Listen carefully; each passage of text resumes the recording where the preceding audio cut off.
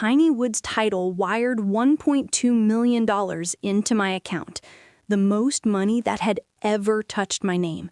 4 weeks after that, the balance was nearly gone, and the broker's statement in my inbox said maintenance call. My son had invested my money in stocks he promised would moon. They didn't. And I decided he would pay. Every dollar, every fee, every red cent. Quick pause. Subscribe, hit like, and drop your city in the comments so I can say hi next time. I'm May Ellison, 66, retired school secretary, widow of 37 years to a diesel mechanic who kept his promises and his receipts. I live in a one-story ranch with a long porch in Conroe, Montgomery County, Texas.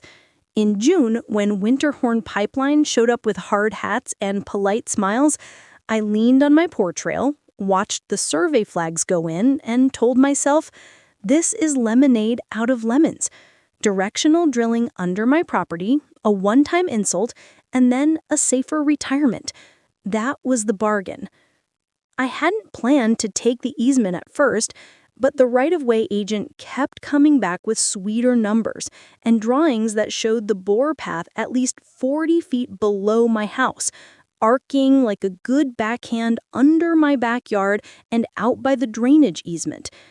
The county clerk, Miss Green, at the recorder's office showed me similar filings, deep directional, no surface facilities. Piney Woods Title handled the closing. I still have the closing binder, tabs like a school binder, easement grant, affidavit, W-9. Instrument number 2024-11287 stamped in blue. The wire confirmation on cream paper. Incoming wire, $1,200,000 and no cents. I tucked the wire slip into the 2024 tin and wrote in Sharpie across the top, for roof, knees, grandkids, and a porch swing that doesn't squeak. I told my son, my only child, Dylan, I'm going to set most of it in CDs and a short-term bond fund. I want to sleep at night. He smiled that smile he learned from the internet and said, Mom, you're thinking small. You could turn 1.2 into 2.4 within a year. Just let me manage it for a minute. I shook my head. I've managed on less than a teacher aide salary. CDs are just fine. He laughed, kissed my cheek, and said, Okay, but at least let me set up the brokerage so you can get better rates. I said I'd think about it. I should have said no and locked the door. The week of the wire, I also had cataract surgery on my right eye. Dylan drove me to the surgery center on West Davis and brought me home, slid a casserole into the oven like a dutiful son, and set my phones to larger text. He brought in the mail and stacked it on the counter in neat piles. We both signed things that week. Me, post-op and groggy, a limited power of attorney that Piney Woods needed just for the closing. Him, something else. I would later learn. He propped a clipboard under my elbow while the hydrangeas blurred into watercolor. Just the closing doc, Mom, he said. They forgot a signature. The pen felt heavy. I remember thinking the ink smelled like the church copy machine. By the second week, directional drilling rigs were humming 3 streets over, and the house had a faint vibration like a bass line. The money sat where I'd put it. First Federal Credit Union, high-yield savings, account ending 2146. I divided it. $400,000 in a 9-month CD, $300,000 in a money market at the credit union, and $500,000 in a brokerage at Cypress Hill Investments, conservative mutual funds. I printed the confirmations and set them in the tin. I told Dylan the plan. He nodded, tight-lipped. It's your money. I just don't want inflation to eat it. Then his phone buzzed with a meme sound, and he wandered to my porch to pace and talk into the hot air. On June 28th, I fried bacon in the cast iron for BLTs because it was too hot to bake anything. I checked my bank app, just like I checked my blood sugar. The screen showed $212,834.17. I blinked. The CD was intact, the credit union money market showed $312, and the brokerage showed $1,248.17. Transfers at 2:03 a.m., to 11 a.m., 2:49 a.m. 3 wires out to Asterion Trading LLC and Kite Fuse Securities. The memo line on one read, LPOA on file. I sat down hard in the chair with the cracked vinyl seat. The skillet hissed and popped. I reached for the receipt tin and then for the phone. Dylan didn't pick up. First Federal's fraud line did. Ma'am, the rep said, scrolling, the wires were authorized under a durable power of attorney we have on file, notarized June 13th. I stared at the hydrangeas through the screen door and said, no, sir. I signed a limited POA for the pipeline closing only. He put me on hold. My bacon turned black. I drove to the branch with my eye shield still tucked in my purse and my pill organizer clacking. That Saturday, the lobby smelled of hand sanitizer and cold AC. The manager, a woman with a bun so tight it lifted her eyebrows, printed the durable power of attorney on crisp paper. My name looked like mine, but too tidy, the M without its usual loop.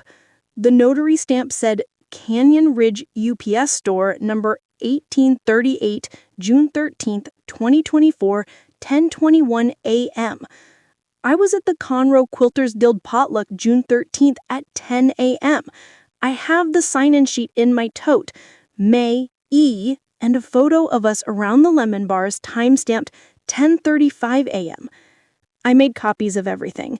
The manager frowned and said softly, if this is fraud, we'll need to run it through our bank fraud unit, but the wires appear authorized. I'm sorry. She slid me a brochure for Elder Financial Protection Resources and wrote her direct line on top. My hands shook as I folded the papers into the tin. Outside, the sun burned off every shred of softness. I texted Dylan, come here now. 3 dots. Nothing. On Sunday, my choir robe felt heavy as a quilt. I sang alto to the hymn, Great is Thy Faithfulness, and tried not to cry when we reached Morning by Morning, New Mercies I See. After service, Pastor Elaine asked why my hands were cold. I told her in the fellowship hall under the hum of fluorescent lights. She set a styrofoam cup of coffee in my hands and said, Sweet friend, you need a paper trail. Everything in writing, certified mail, and you need to revoke that POA today. Back home, I opened my laptop and wrote a letter with the old secretary muscle memory. Subject lines, bullet points, attachments. Immediate revocation of any and all powers of attorney, unauthorized use. I attached the closing LPOA, the supposed durable POA with the UPS stamp, the transaction list, my quilting sign-in photo, and my phone's location history, a pulsing blue dot that never left the church annex between 9:50 a.m. and 11:12 a.m. I sent the revocation by email to the credit union and overnighted it to their legal department with a green return receipt card. I drove to the Canyon Ridge UPS store. The young man at the counter, with 2 studs in one eyebrow, looked at me warily when I asked for the manager. Notary logs are private, he said, but you can subpoena them. I wrote down his name anyway. At 3 p.m. Sunday, Dylan finally showed up, smelling like stale coffee and gym socks. He didn't knock, he swung the door open and said, too loud, Mom, it's fine. It's just paper losses. The market is choppy because of rates. You have to hold through it. I pointed at the kitchen table where I had laid out the copies, wire transfers, the durable POA he'd filed, a printout of my guild sign-in sheet, and my phone's location history. A pulsing blue dot that never left the church annex between 9:50 a.m. and 11:12 a.m. I sent the revocation by email to the credit union and overnighted it to their legal department with a green return receipt card. I drove to the Canyon Ridge UPS store. The young man at the counter, with 2 studs in one eyebrow, looked at me warily when I asked for the manager. "Notary logs are private," he said, "but you can subpoena them." I wrote down his name anyway. At 3 p.m. Sunday, Dylan finally showed up, smelling like stale coffee and gym socks. He didn't knock, he swung the door open and said, too loud, "Mom, it's fine. It's just paper losses. The market is choppy because of rates. You have to hold through it." I pointed at the kitchen table, where I had laid out the copies, wire transfers, the durable POA he'd filed, a printout of my guild sign-in sheet, and my phone's location history. A pulsing blue dot that never left the church annex between 9:50 a.m. and 11:12 a.m. I sent the revocation by email to the credit union, but the young man at the counter accepted my paperwork. He gave me a tiny nod, but I noted the time, 2:42 p.m. That evening, I printed every text Dylan had sent me in the last 6 months. The green bubbles went on and on. "Mom, lend for 2 weeks. Big catalyst coming. Low float rocket. Trust me. I'm reading the tape. I'll replace the roof with profit." I responded like a mother, not a teller. Mostly hearts and "be careful." Nestled in there, on June 12 at 9:07 p.m. was, "I'll take care of paperwork tomorrow a.m., less stress for you." Not a smoking gun, but it smoked. On Tuesday, Mr. Patel at the credit union had me swear out a statement in a room that smelled faintly of carpet cleaner. I, May Ellison, did not appear before a notary on June 13, 2024 at UPS Store 1838. I did not authorize wire transfers to Asterion Trading LLC or Kite Fuse Securities. He photocopied my driver's license twice and said, "We will review whether we can return any funds. Because a POA was on file, it complicates things. But if it's forged," he didn't finish. He did ask for something I hadn't thought of. "Do you have proof where your phone was then?" I handed him my location history. He raised his eyebrows. "And witnesses." I slid the guild sign-in sheet across the laminate table like a magician's reveal. I also walked into the county clerk's office because paper has always calmed me. I asked Ms. Green to pull any recorded documents under my name in the past 60 days. She shook her head. "Just the easement, Mrs. Ellison. Instrument 2024-112587. I paid $3 for a certified copy anyway. On the way home, I bought stamps at H-E-B and a rotisserie chicken because my hands were starting to shake from the way my life was tilting. Wednesday morning at 8:03 a.m., my phone vibrated with an email from Asterion Trading LLC. Subject, "Margin call, immediate attention." Required, it listed positions, 45,000 shares of a biotech delisted to pink sheets, 12,000 of a SPAC that never despacked, options that expired last Friday for 0. The line at the bottom glowed like a fever. Deficit, $143,229.18. I printed it. I whispered, to no one, "No, sir." Then I dialed a lawyer. Finding a lawyer felt like dating after 40. No patience for swagger. I wanted paper, not promises. My church friend Marilyn recommended a firm in the Woodlands that handled elder and fiduciary messes. The receptionist had the measured voice of someone who's heard every sad story twice. "Come at 2, she said. "Bring everything." I loaded my tote. The binder, the receipts, the rotisserie chicken I hadn't eaten, the UPS evidence letter, the margin call, and my old check register just because. The lobby had cold water in little cups and a wall with diplomas. Attorney number 2, Ms. Alvarez, wore flats and took notes on a legal pad with the dates in the left margin. She let me talk until my throat dried out and then said, "We're going to do 3 things fast. 1, emergency revocation notices to anyone who's relying on that POA. 2, a temporary restraining order to freeze any accounts he used with your funds. And 3, a preservation letter to the UPS store for that notary journal and CCTV. She looked at me over her glasses. If your son forged it, this is not just family drama. It's fraud and conversion. I asked, will I get my money back?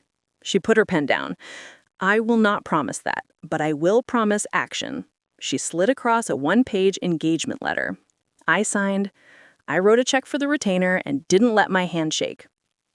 By Friday, a process server had snapped a photo of Dylan's surprised face at his apartment door with a stack of papers. Temporary restraining order, no transfers, no contact with financial institutions as Mrs. Ellison's agent. Show cause hearing date, July 10, 9 a.m. Ms. Alvarez filed it with First Federal and Cypress Hill. She filed the revocation with First Federal and Cypress Hill. She sent the UPS store a subpoena request that mentioned Notary Journal for June 13, 2024 at 10:21 a.m. She drafted a letter to Asterion and Kitefuse demanding they freeze positions traceable to my funds. At night, I lay in bed and listened to the faraway drilling thrum under the summer cicadas and thought of all the times I'd ironed Dylan's little shirts. I fell asleep holding the rotisserie chicken receipt because it made me laugh to have something ordinary in my hands. On July 1, the UPS store's manager called Ms. Alvarez. She put him on speaker and tapped her pen near the phone so I'd feel brave. He cleared his throat. Our notary journal shows a May E signature at 10:20 a.m. We require ID at every notarization. Ms. Alvarez's voice warmed a degree. And your CCTV? He coughed. We have a 30-day overwrite schedule, but the notary recalls the signer wore a blue blouse. Ms. Alvarez looked at my church photos and slid one over to me. At the potluck, I wore a white cardigan with strawberries. The manager continued. There was also a young man with a baseball cap waiting by the candy rack. I can't say if he was related. Ms. Alvarez's eyes flicked up. We'll need a copy of that journal page. We'll start a formal subpoena this afternoon. She muted and said to me, they're skating, but there's a crack. At 2:13 p.m., an email from Asterion arrived. Account freeze pending dispute. The positions didn't unlose their money, but at least nothing else could be set on fire. Kitefuse sent a similar line with more legalese. Mr. Patel at the credit union called to say the bank had opened an internal review. If the POA was invalid, they might reimburse transfers that left from the credit union and not the brokerage. Timeline is 4 to 6 weeks, he said. I wrote on my yellow pad like it was a budget meeting. Freeze done, bank review pending, court July 10. That night, Dylan sent a text. We don't need court, let's talk. I didn't reply. He called. Voicemail. He left a message that started with, Mom, please, and slid quickly into, you're ruining my life over a misunderstanding. I saved it to a new folder on my desktop. Evidence. I sent Ms. Alvarez an email. He's trying to talk. I'm not. She responded in 5 minutes. Good. Document only, no in-person until after TRO hearing. On July 4th, fireworks crackled over the lake and echoed off the water. I watched from the porch, fingers wrapped around a glass of sweet tea sweating down my waist. In the booms and color, I remembered bait shops and Dylan small and sunburnt. I remembered his father teaching him to roll the truck window down before shutting the door to get a better seal. I cried for that boy, and then for the man who thought he could forge his way through a life. The dogs down the block barked at the finale, and then the night returned to bugs and the train. July 10th, I wore a navy dress that didn't show sweat and low heels my bunions tolerated. Ms. Alvarez met me in the courthouse hall with a quiet, "We've got this." The judge, a woman who looked like she did her own blowout, called our case. Dylan sat at the table to the left with an attorney whose suit fit like it had been slept in. He tried to make his face blank when he saw me. I kept mine like granite. Ms. Alvarez opened, Your Honor, this is an emergency matter involving elder financial exploitation via a forged, durable power of attorney. 3 unauthorized wire transfers and subsequent risky talk trades that have resulted in catastrophic losses. We are seeking to freeze any accounts holding the proceeds, to compel the UPS store to produce notary records, and to set this for an injunction hearing. She handed up exhibits, wire logs, my location history, the guild sign-in sheet, the photo of me at the lemon bars, the alleged durable POA with the too neat M, and Mr. Patel's preliminary memo that said signature variation inconsistent with sample on file. Dylan's attorney objected to everything and said words like family matter and ungrateful. The judge's eyebrows traveled up. Counsel, we're not litigating gratitude. We're here on a forged instrument claim. The judge granted our freeze, set an evidentiary hearing for August 5, and ordered the UPS store to produce the notary journal under seal. She also ordered Asterion and KiteFuse to disclose account login IP addresses and timestamps for activity after June 11th. When we stepped into the hall, Ms. Alvarez squeezed my elbow. Paper wins cases. You did good. Stay till the end. I'll show the truth. The next morning, the UPS store produced a scan of the notary journal page. It showed May Ellison, signed at 10:20 a.m., with a Texas DL number 2 digits off from mine and a scribbled note, ID presented. The witness signature was a circle and a line that looked like a child's son. In the upper margin, a faint smudge of blue ink showed baseball cap. Miss Alvarez sent a preservation letter for the store's back-of-house staffing schedule. Then she called my quilting friend, Charlene, who swore on her arthritis meds that I was sitting 3 chairs down from her at 10:20 a.m., asking if the deviled eggs were too salty. Charlene had taken a selfie, her new thing, at 10:22 a.m. The photo's metadata placed us at the church annex. Miss Alvarez grinned. People post their own impeachment these days, May. God bless metadata. When Asterion's IP logs arrived, my stomach dropped. Logins at 2:03 a.m., 2:11 a.m., 2:49 a.m. from an IP belonging to Lone Star Broadband, a provider out by Dylan's apartment complex. Then 2 logins from my house's Wi-Fi during the afternoon on June 12, when Dylan had been helping me with the big text on my phone after cataract surgery. KiteFuse sent a similar log, the same IP at 2:09 a.m., then again at 6:31 a.m. on June 28th, the morning I burnt the bacon. Miss Alvarez's paralegal, a whip-smart young woman with a bob, highlighted them in lemon yellow and added sticky notes like, pattern. Dylan's attorney filed a motion to dissolve the freeze, arguing that Dylan was acting as a good-faith agent under a properly notarized POA to grow his mother's funds, and that market losses were unfortunate but not illegal. Miss Alvarez filed an opposition with a photo of my signature on the easement, a clear looped M, and the too tidy M on the durable POA. She quoted the notary manual about personal appearance and identification. She attached the choir schedule. She attached the quilter's selfie with my strawberry cardigan in all its glory. No personal appearance, she wrote, no valid notarization. In the days before the hearing, I cleaned. Grief makes some people run and others scrub. I pulled my fridge out and wiped the dust beard. I oiled the skillet until it glowed. I washed the quilt my mother stitched in 1971 and draped it over the couch. I returned plastic church dishes to their ladies with handwritten thank yous. And I sat on my porch and listened to the directional drill hum shift as they deepened the bore. And I thought about how you can go under something deep and still shake the house above. On August 5, the courtroom felt cooler than last time. The UPS notary didn't appear, but the store's attorney, neat as a paperclip, produced the notary's journal and an apology for inability to locate CCTV due to routine overwrite that made the judge's mouth go thin. Miss Alvarez called Charlene as a witness. Charlene wore a hat with fake cherries and said into the microphone, May was next to me. She was not at any UPS. The judge smiled at the cherries and then wrote something down fast. Miss Alvarez called Mr. Patel. He testified gently that the durable POA's signature varied materially from mine. He also testified that because the bank relied on a facially valid, notarized POA, they hadn't stopped the wires. But he said, if it is proven forged, the credit union will reimburse the transfers that originated from our institution under our elder fraud policy. I let my breath out like a tire. Dylan's attorney tried to make me sound confused or emotional. He asked me if I remembered every line I signed in June. I remembered enough. Limited power for closing only. He asked me if I'd ever told Dylan I trusted him. I said, I trusted him to pick up his daughter from soccer on time. He asked me if I understood the stock market. I said, "Sir, I understand my money is not a slot machine." Then, Miss Alvarez played Dylan's voicemail. "You're ruining my life over a misunderstanding."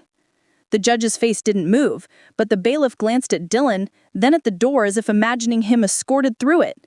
Miss Alvarez asked the judge to convert the TRO to a preliminary injunction, to appoint a receiver if necessary, and to set the case for a quick bench trial on the merits. She asked for a constructive trust over any assets traceable to my funds. She asked, quietly, almost like a lullaby, for the court to find that any debt arising from this conduct would be non-dischargeable in bankruptcy if it came to that. Dylan's attorney objected. The judge overruled. The judge granted the preliminary injunction, ordered Asterion and Kitefuse to liquidate remaining positions into cash and hold them pending further order, and encouraged settlement discussions with the bank's fraud team. She also referred the notary matter to the Secretary of State's Notary Complaint Unit. As we left, Dylan's attorney cornered Miss Alvarez in the hall. "If the bank reimburses, do we even have a case?" he asked too brightly. Miss Alvarez's smile could have sliced paper. She said, "We have more than a case. We have conversion, breach of fiduciary duty, and fraud. Reimbursement mitigates damages. It does not erase them." My porch rocked soft that night. I slept, truly slept, for the first time in a month and a half. I dreamed of walking across my yard and feeling nothing under my feet, not the rattle of drilling, not the tremor of fear, not the footfall of a son stepping into a room with a lie at the ready. I woke with a plan. I would keep singing in choir. I would make chicken salad and take it to Charlene. I would speak plainly to Dylan when the time came, and I would keep every receipt. On August 19, the credit union sent a certified letter in a window envelope with the bank logo like a gray lighthouse. I slid it carefully, with the letter opener shaped like a fish my husband used to keep in his tackle box. "Dear Mrs. Ellison," it began. "After review of the facts, we have determined that the durable power of attorney relied upon for outgoing wires on June 28, 2024, was invalid due to improper notarization. Pursuant to our Elder Financial Protections Policy, we are returning funds in the amount of $612,000 representing transfers from First Federal Credit Union accounts to Astorian Trading LLC and Kitefuse Securities, net of fees." The check was enclosed, heavy paper, embossed. I set it gently next to my hydrangea clipping, like a baby. I called Miss Alvarez. "That's a start," she said, calm. "We'll move that into a trust account while the case proceeds. We'll still chase the brokerage proceeds and the losses. He doesn't get to set money on fire and walk away because you got some back." I signed the deposit slip with a hand that didn't shake. The teller, brown curls spilling out of a clip, smiled and whispered, "Good for you." The day after, Astorian wired $137,021.62 into the court registry, the remainder of the frozen account after they liquidated those wrecked positions. Kitefuse sent $88,403.09. The judge signed an order that the registry would hold the funds pending final judgment. Dylan's attorney filed a motion to release them to Dylan for living expenses, which the judge denied with a line I wrote down because it steadied me. "A person may not avail himself of funds obtained by fraud and then plead hardship." We set a bench trial for September 23rd. In the weeks between, Miss Alvarez's paralegal found something I had not thought to look for: social media. Dylan's girlfriend had an open Instagram. On June 29th, the day after the wires, she had posted a story of them clinking glasses at a steakhouse downtown with the caption, "To the moon." He wore a baseball cap in the dim bar light. She wore a blue blouse. The timestamp, 10:19 p.m. Miss Alvarez printed the screenshots and added them to Exhibit 37. I did not look too long at the photo. I'd known that cap too long to memorize it again. Meanwhile, the Notary Complaint Unit emailed Miss Alvarez. We have received your complaint regarding the alleged improper notarization. Please provide any additional evidence you have. Miss Alvarez forwarded the quilter's selfie, my location logs, and the journal scan. She CC'd me with a note, "Process is slow, but it's a lever." I pictured levers, the long, metal kind that move heavy things with small force. I wasn't big, but I had paper, and paper is a lever. Dylan tried again to talk in person, texting me, "Mom, just hear me out, and I'll fix this." I wrote back once, a sentence I crafted and showed Miss Alvarez first. All communications in writing through counsel. He sent a thumbs up emoji and then nothing for a week. During that week, I baked lemon bars and took 2 pans to the church annex, just to put my feet where my life still lived. There, under old hymnals and louder ceiling fans, I remembered that spite is a hot coal you hold in your own hand. I learned to set it down, bit by bit, and pick up paper instead. September 23rd arrived with a surprisingly cool morning. The courthouse smelled faintly of cafeteria coffee and floor wax. The judge's docket moved like a metronome. When our case was called, I squared my shoulders. Miss Alvarez opened with a story told in receipts, wire transfer times, login IP addresses, the choir schedule, the quilter's selfie, the notary journal, the bank's reimbursement letter, the brokerage wires into the registry. She laid them like stepping stones across a creek so the judge could walk from ignorance to understanding without wetting her shoes. Dylan's attorney countered with a new theory, that Dylan had a verbal agreement with me to jointly invest, that he acted as my agent to maximize returns given rising inflation and my mother's advanced age. Miss Alvarez's eyebrows rose. "Advanced age?" she repeated. The judge's mouth did that tiny quirk again.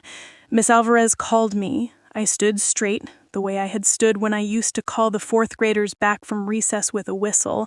She asked me, "Did you authorize your son to invest $1.2 million in speculative stocks?" I said, "I did not." "Did you ever appear at UPS store 1838? I said, "I did not." "Were you at the Conroe Quilters Guild that morning?" "I was." "Do you recognize this signature?" She handed the durable POA. "I do not. It looks tidy, like someone pressed my name through tracing paper." Dylan's attorney objected to my simile. The judge said, "Overruled. She can describe her own signature." Then Miss Alvarez called the notary store. He had a buzz cut and a nervous tick in his left eye. He swore to tell the truth and looked like he might cry. Miss Alvarez showed him his journal entry and asked calmly, "Did you, Miss Ellison, appear before you on June 13th? He swallowed. "Someone signed this name." She asked, "Did you examine ID?" I wrote that I did." "Did you?" He paused longer. "No." The room cooled 5 degrees. Miss Alvarez's voice didn't change as she asked, "Did you know the young man who stood by the candy rack?" He shook his head. "Who told you to write that you'd seen ID?"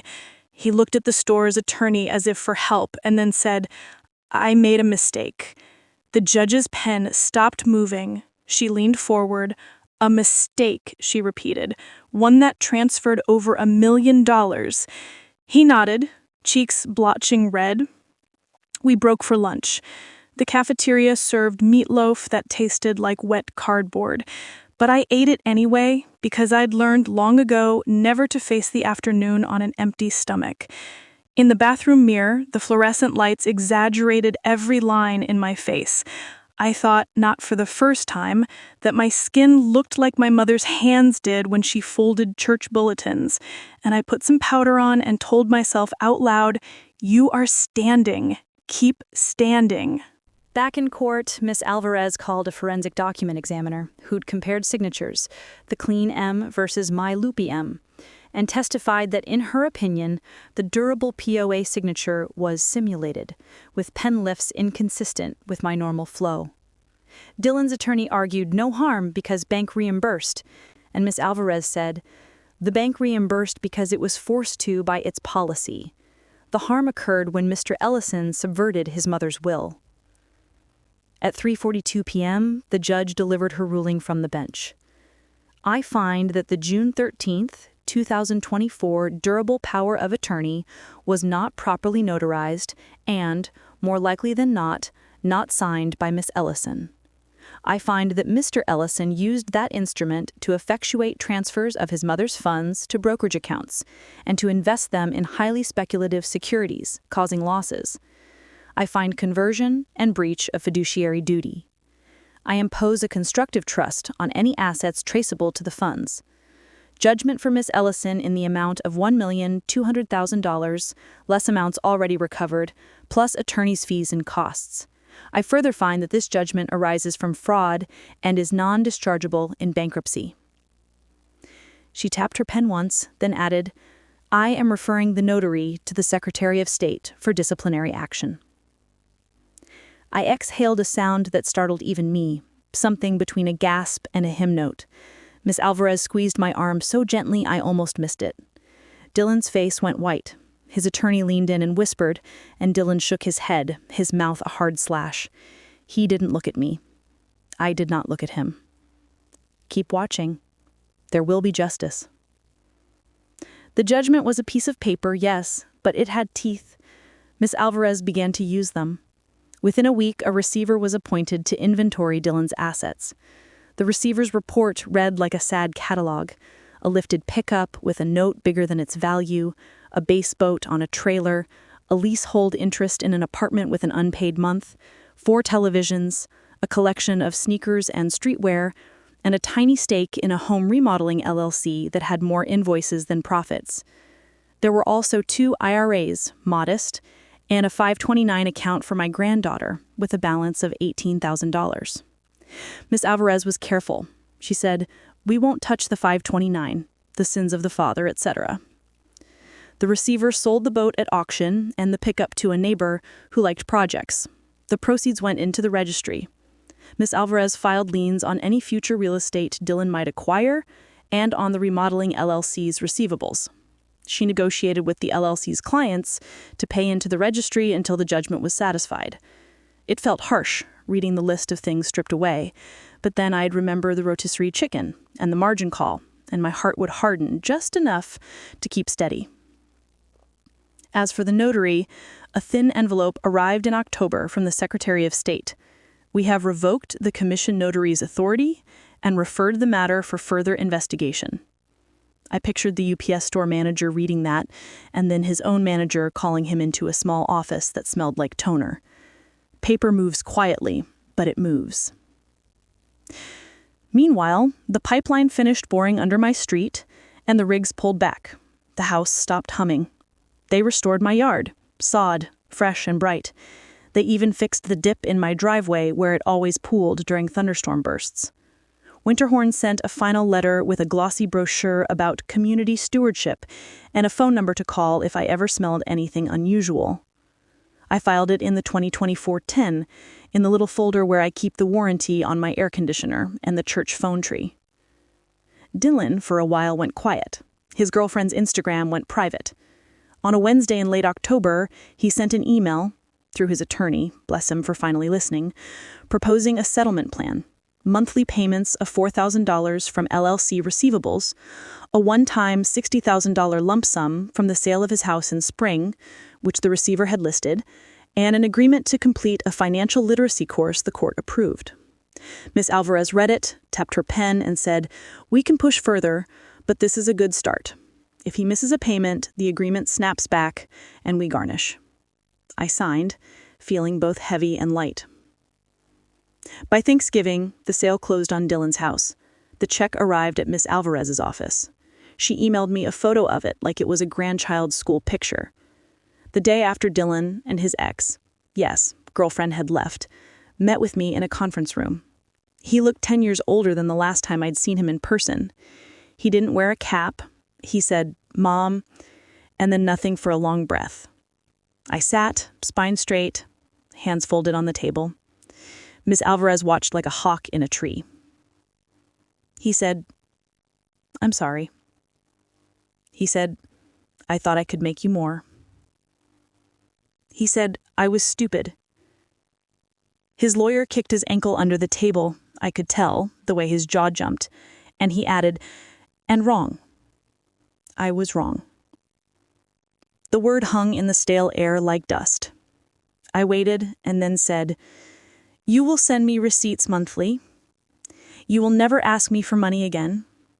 You will attend that class, and I will get a certificate, just like you did in 3rd grade when you finally stopped biting." His face made a shape I hadn't seen since he was 6. He nodded. "Yes, ma'am." We left it at that. Hard edges, strong paper, family bent but not broken. In December, the first $4,000 appeared in the registry, and then, after the paperwork, in my account. I walked to H-E-B with a list as precise as any I ever made for a field trip. Butter, flour, pecans, sugar, yeast. I baked pecan rolls and took them to the Quilting Guild Christmas party.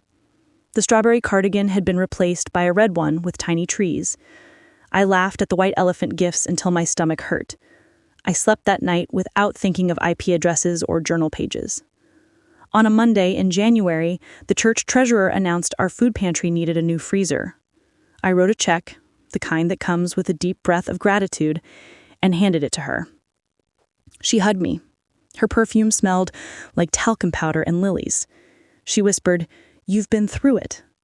I said, "And through it is the only way." Not everything was pie and hymns, of course. In February, Dylan missed a payment. The receiver sent a terse notice. Default, cure within 5 days or garnishment commences. He cured on day 4 with a cashier's check and a note. "I am trying." I believed him for exactly as long as the money cleared. I kept my boundaries up like a fence I paid good money for and intend to maintain. I sent him birthday cards that said, "Thinking of you," and nothing about money. He sent me a photo of my granddaughter with a missing tooth. I put it on my fridge with a magnet shaped like a rooster and cried when the house was quiet. In March, I finally fixed my roof with a contractor who didn't inflate bids because Ms. Alvarez had taught me to ask for 3 and to read the fine print. The shingles, gray and sensible, went up under a sky as clear as glass. The crew leader, a woman who could heft a bundle like a sack of flour, showed me photos of the underlayment and the flashing. "Ma'am, this roof will see you through," she said, and I believed her. I paid her with a cashier's check and then filed the receipt in the tin. By summer, the judgment balance had come down. The court registry released a chunk to me. I set most of it where I had planned before. CDs, a short-term bond fund, nothing that made my heart beat like a rabbit. I kept a bit to redo my porch swing. The new one doesn't squeak. The first night it hung, I sat with a glass of iced tea and listened to the quiet. No drilling, no trains at that moment, just tree frogs and a neighbor's wind chime that tinkled like spoons in a drawer. My yard looked put back together, like a bed after you smooth the last wrinkle. In July, 1 year after the lemon bars, I drove to the county clerk to file a satisfaction of judgment, partial, which Ms. Alvarez said was good faith for the court and assigned to him that we mean business, but also that fairness cuts both ways. Ms. Green at the recorder's office stamped it, the machine going thunk, thunk, like music. She said, "You're the pipeline lady," because office ladies remember. I laughed and said, "I'm the paper lady." "Don't click away, he'll get what's coming." He did, and not just in money. The Secretary of State's office fined the UPS notary and suspended his commission. The UPS manager posted a sign, "Notary services by appointment only." The bank added a banner to its online banking page, "Beware of POA misuse. If you didn't sign it, it doesn't count." Pineywood's title invited me to speak to their staff about elder-client best practices. I stood in their conference room with a plate of cookies and told a room of 20-somethings that a looped M matters. They took notes. One young man looked stricken and said his grandmother had just given his cousin a POA. Make sure it's limited, I said. And then I smiled because I heard myself giving advice like a YouTube auntie. Truth be told, that's not so bad. What about Dylan? He's learning to live inside lines he didn't draw. His LLC's checks come through the registry now like clockwork most months. He texts photos of cabinets he builds, good ones, with soft close hinges and edges sanded smooth. He asked once if we could have dinner, me, him, my granddaughter, and I said yes, at a place with receipts that print itemized. We sat in a booth under a TV playing a game nobody watched. He ordered water. My granddaughter told me a joke about a chicken in a playground. We laughed. When the bill came, he reached. I let him. He left the receipt on the table, and I took it and folded it into my purse. Some habits protect you, and some remind you you're still human. There is no roaring finale, unless you count the sound of a judgment being marked paid. It will take time. It will arrive in envelopes and wire confirmations, and the sturdy clack of a clerk's stamp. It will arrive in the steadiness of a bank balance that stops sliding. It will arrive in a porch swing that doesn't squeak and a roof that doesn't leak, and a freezer at the food pantry that hums because you helped it get there. When I tell this, women in my age group lean in. They whisper about nephews who borrow, about daughters who insist they know better, about caregivers with too many keys on their ring. I say this now as my coda. Love is not giving someone the tools to harm you and calling it trust. Love is setting a boundary and keeping it like you keep your doctor's appointments and your choir schedule and your pantry list. Love is a file folder and a certified letter when needed. Love is a porch swing where you can say yes to dinner and no to loans in the same breath, and know you'll sleep fine. As for the pipeline, I don't feel it. It is there, somewhere under dirt and memory, humming deep like a bee far in a bush. Winterhorn sends me a holiday card the way utilities do, with stock photos of people smiling at hard hats. I put it in the tin, not because I need it, but because it's part of the year's paper. If you came to my house, I'd serve you tea in a real glass and show you the binder, not because I want to relive it, but because I want you to know you can live through it. I think sometimes of my husband, what he would have said. He had a way of making sentences with his hands. He would have held out his palms and said, "May, does it run?" And I would have said, "Yes, it runs. The house runs, my life runs." Then he would have nodded and asked what's for supper. Tonight it's chicken salad with grapes. The cast iron is washed and oiled. The hydrangeas are outrageous this year. My pill organizer is full. The choir robe hangs ready for Sunday. And the porch swing does not squeak. The paper is in order. The justice is piece by piece paid. This is my personal experience as I lived it and remembered it, shared for awareness and entertainment. My grandmother told me this story. Thanks for watching this video. Bye bye!